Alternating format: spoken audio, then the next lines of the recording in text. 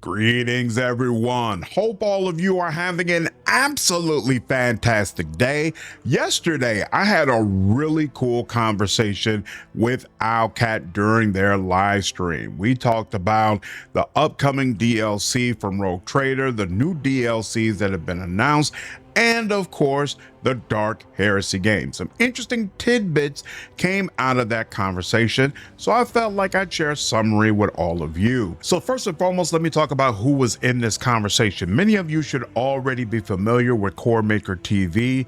He's the person who I collaborated with during the Warhammer Skulls event. Great guy, love having these conversations with him, so it was nice live streaming with him again. And of course, many of you are already familiar with Stark, who is the community manager extraordinaire over at Owlcat Games. He's been with them ever since my channel pretty much started. And of course, it's always great conversating with him as well. Some of you might not be familiar with Valeria. So she's an influencer manager at Owlcat Games. So she specifically deals with the Owlmates, and both myself and Core Maker TV are part of the Owlmate program. And then you can't see him, but the tech priest in the background making sure everything went okay with the stream was Nathilian, and his efforts were definitely appreciated as well. Now, we ended up talking for 3.5 hours because I had to join an hour and a half before the live stream started, just so that we could make sure everything was working and be on the same page and all that good stuff. So there was a lot of opportunity to chat back and forth. And again, I think some interesting tidbits about the upcoming games came out of that conversation. So down below, you're going to see different chapters for what I'm going to talk about. For both Rogue Trader and Dark Heresy, there's a general section where I just give you some quick hit information that I feel like some of you are going to want to know. And then there are other markers where I felt like it would be more beneficial to just go ahead and pull a clip out of the live stream so you could hear from Owlcat directly regarding their thoughts. But of course, if there's any additional questions you had that aren't answered in this video, just leave me a comment down below. If I know the information offhand, I'll answer it. And if I don't, I'll pester Owlcat until I can get an answer for you. All right, with that, let's go ahead and get into the video, starting with Rogue Trader.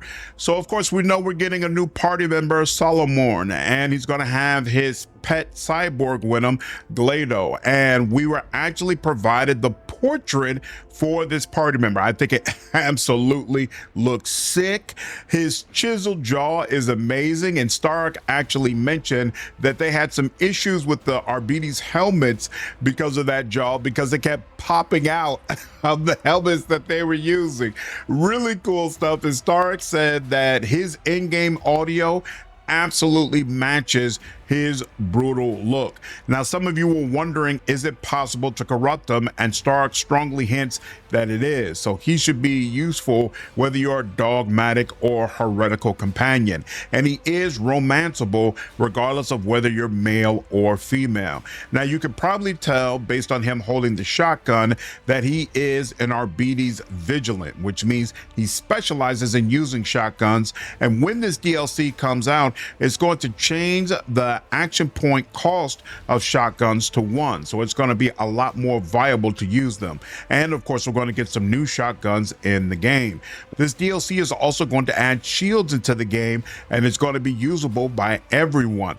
And unlike some of the unique items that are going to come along with the DLC, the shields are going to be a free upgrade for everybody. So regardless of whether or not you purchase Lex Imperialis, your game will have shields available once this releases. Now, in addition to the portrait for the party member, we're also going to get 2 new Arbites portraits that'll be available in character creation, along with some of the new character creation options that have already been listed for the DLC, specifically hairstyles and a couple of new cybernetics as well. There will be some new void chip mechanics added also, but just keep in mind, void chips are not the focus of this DLC.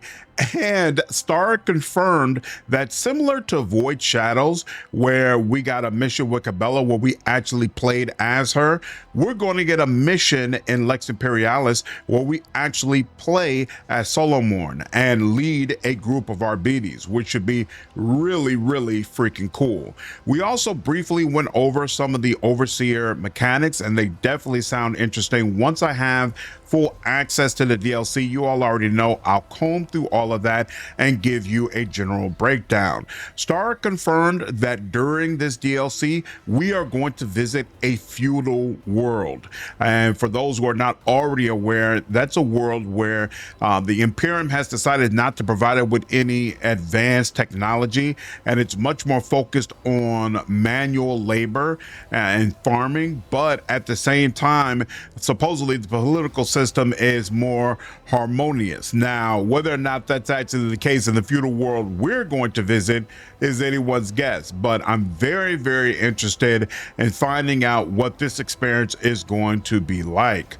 Now, in addition to this Lex Imperialis DLC, there was also an announcement that we're going to get a season 2 of DLC for Rogue Trader, and that the third DLC is going to focus on the Necron, specifically Trazyn the Infinite, and going into his secret vault. I asked why they decided to go this route, and Stark said it was actually based on the fan vote that occurred during one of the surveys that they released. Basically, a lot of people said they wanted more either Necron content, or they felt like the last act of the game was weak and they wanted to see it expanded upon. And I definitely agree with both of those points. So this third DLC is potentially going to focus much more on the last act than any of the other DLCs did. The previous entries kind of all sprinkled their content throughout the game, whereas while this one will give you a new party member,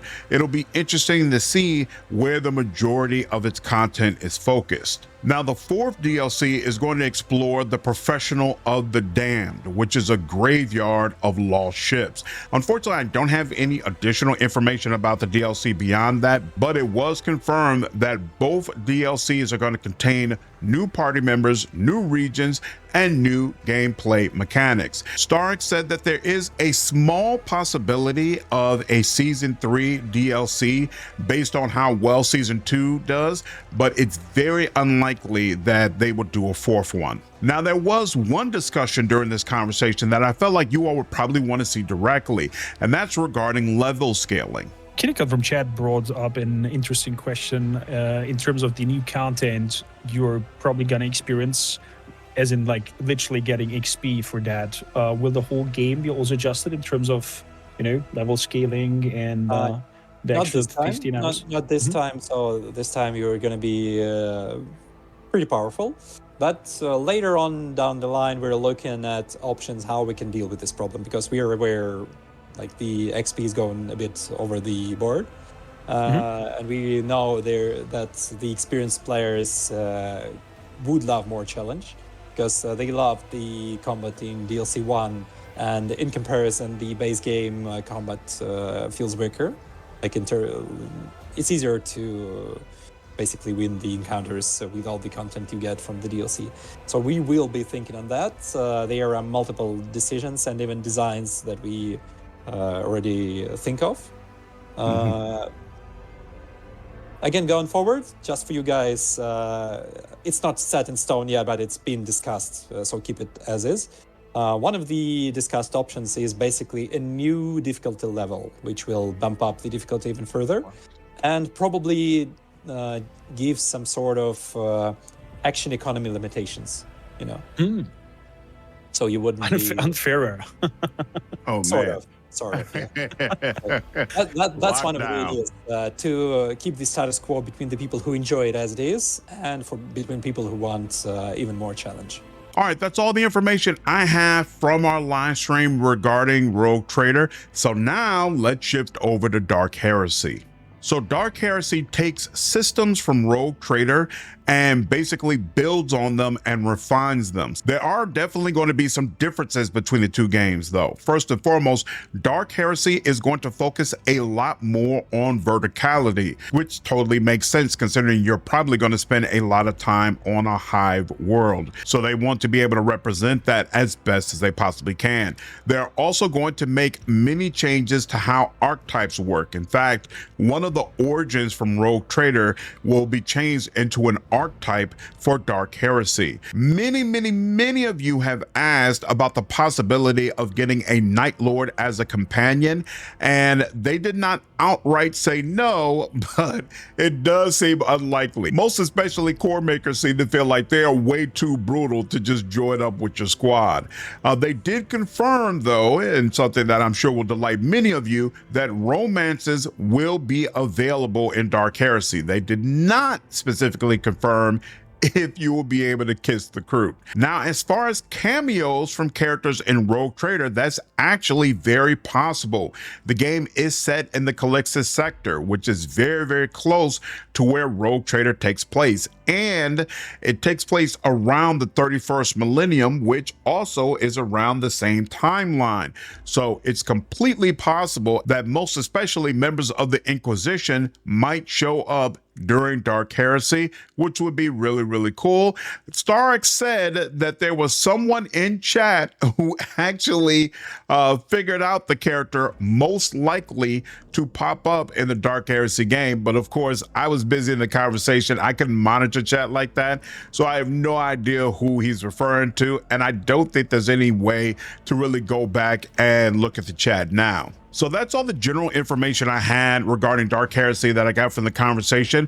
But there are 3 areas that Owlcat spoke on that I thought you all would want to see directly. First and foremost, I want to make sure everyone is aware that I directly let them know how much you would really love to see orcs. Actually, there was one other thing actually that I mentioned that I'm really hoping for, and this is actually more so for my community than me, because I'm still diving into Warhammer.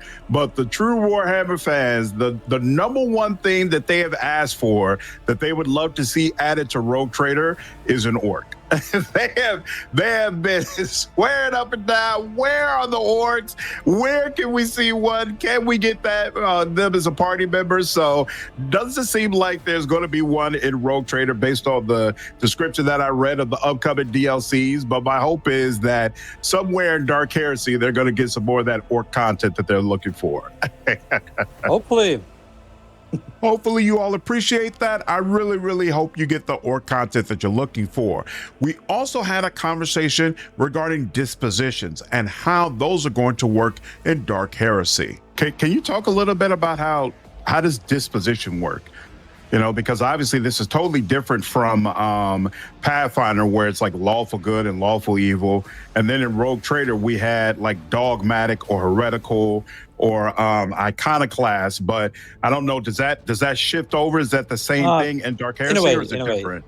In a way, Okay. yes. Basically, you have the radical, which is pretty much do whatever it is necessary for the victory, you know, so like use forbidden tools, use some heretical artifacts, employ Xenos, employ whatever on the verge of heresy methods you can think of. And the Puritans are the opposite, where you are like, only faith in the Emperor saves us, just make the decisions only if that is good for the Imperium.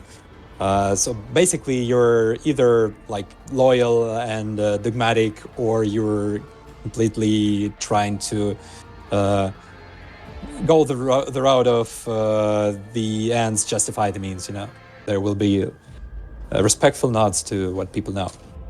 And in terms of mechanics, we are looking at a number of major changes or upgrades to the existing system of Rogue Trader. So basically, we're taking the Rogue Trader system as a foundation.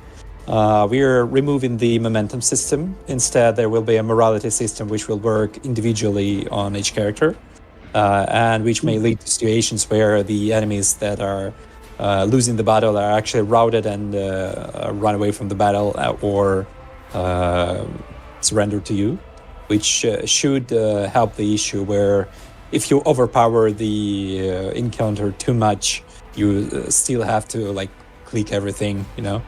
So there will be that should help to speed things up. Also, we are looking at the increased verticality. You will be able to move on and off the cliffs, you know, stuff like that. Because in Rogue Trader, the maps were mostly flat, like with some exceptions. There will be more of this here. So things like that should like increase the variety and the feel of the gameplay.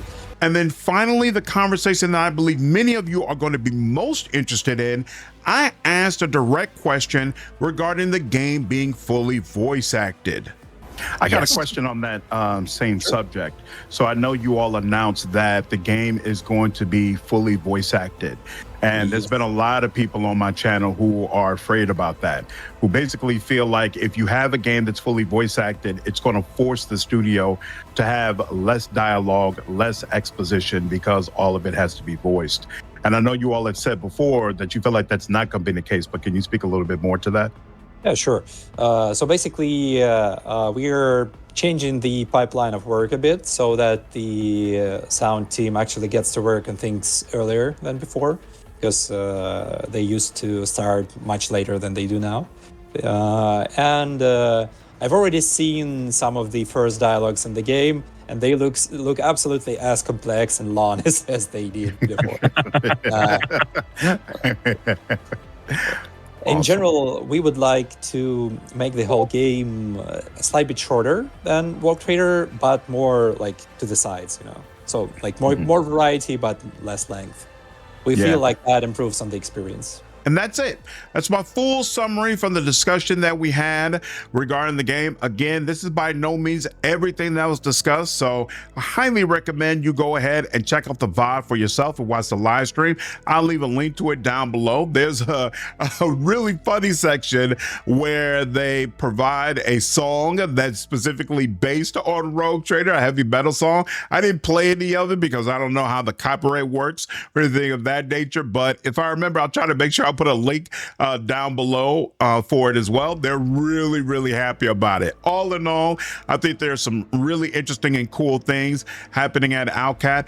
It's fascinating that they're working on 3 titles right now. Of course, they're doing the Rogue Trader DLC, they're developing Dark Heresy, and then there is still an Unreal Engine 5 fully cinematic, from what I remember them telling me, isometric CRPG that they are working on. So the fact that we didn't get any information about it during the Skulls event and no trailer makes me think it might not even be a Warhammer game, which is honestly really fascinating. Again, they've already confirmed they are not currently developing a Pathfinder game. So not trying to say they're doing that either. It might be something totally different, but I seem to remember them saying that it was sci-fi.